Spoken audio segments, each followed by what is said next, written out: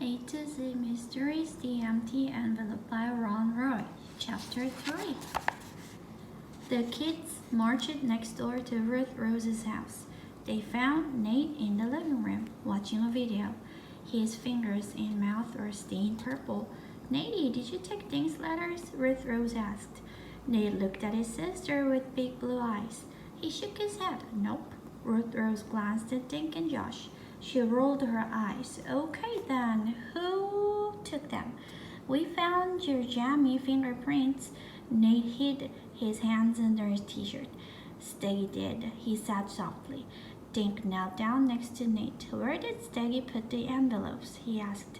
Nate shrugged, watching two dancing dinosaurs on TV.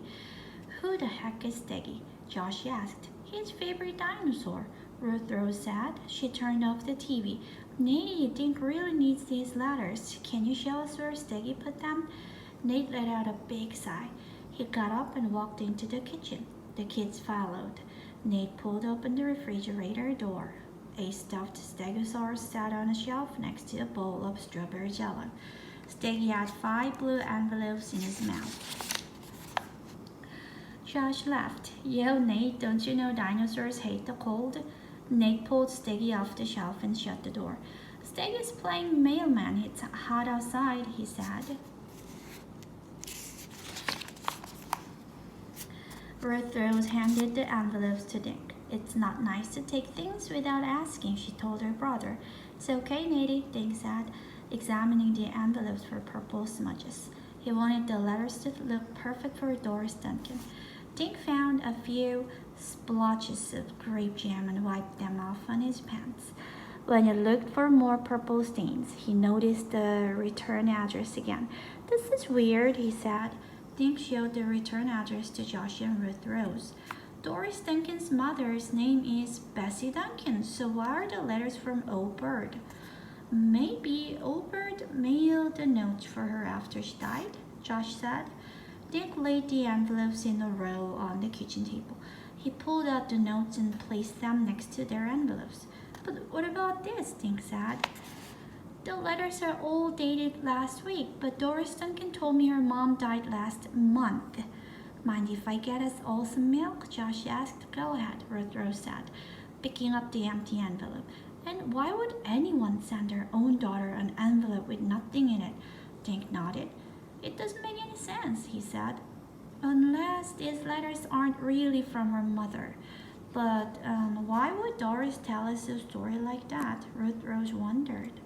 Josh picked up one of the letters. He read it quickly. Then he carefully spilled a small puddle of milk on the writing. "What are you doing?" Dink yelled. "Doris Duncan will kill me." "Wait a sec." Josh smeared the milk around with his finger. "I read in a spy comic that if you pour milk in invisible ink, you can read it," he said. "Maybe there's a secret message." They all hunched over the letter. No hidden writing appeared, but now there was a wet, milky blotch over some of the words. "Thanks a lot, Josh," Dink said. "Wait till Doris Duncan sees this." Ruth Rose blotted the letter with a paper napkin. "Don't worry, it'll dry," she said. She waved the letter in the air, then held it up to the sunny window. "It's better," Dink said, giving Josh an "or you'll be sorry" look. "Guys, look at this," Ruth Rose said.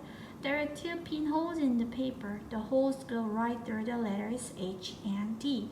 Josh grabbed another letter. He held it next to Ruth Rose's at the window. "This one has a hole too," he said. "There's a tiny one right through the letter J." Dink jumped up and looked at the pinholes. Then he stared at his friends. "Maybe there really is a secret message," he said.